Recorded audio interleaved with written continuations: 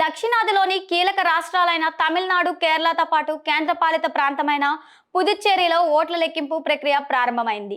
తమిళనాడులో డీఎంకే, అన్నా DMK, TVK పోటీ చేయగా ఈ మూడు పార్టీలు పోటాపోటీగా ఫలితాలు సాధిస్తుండడం గమనార్హం.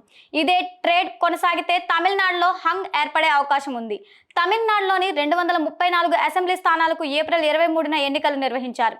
ఈ ఎన్నికల్లో రికార్డు స్థాయిలో 85% పైగా ఓటింగ్ నమోదైంది. ఈసారి తమిళనాడులో త్రిముఖ పోరు జరిగింది. అధికార డీఎంకే, ప్రతిపక్ష అన్నా డీఎంకేతో పాటు విజయ్ సారథ్యంలోని టీవీకే సైతం ఎన్నికల్లో పోటీ చేసింది. దీంతో ఈ ఎన్నికల్లో ఎవరు గెలుస్తారనేది ఆసక్తికరంగా మారింది. మెజార్టీ ఎగ్జిట్ పోల్స్ డీఎంకే విజయాన్ని అంచనా వేశాయి. మై యాక్సిస్ ఇండియా లాంటి కొన్ని ఎగ్జిట్ పోల్స్ మాత్రం విజయ్ పార్టీ గెలుస్తుందని అంచనాలు వేశాయి.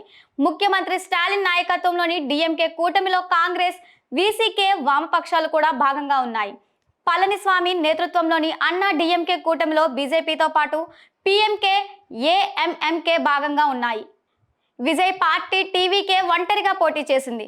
సిమన్ సారథ్యంలోని నామ్ తమిళార్ కటిచ్ కూడా ఈ ఎన్నికల్లో పోటీ చేసింది.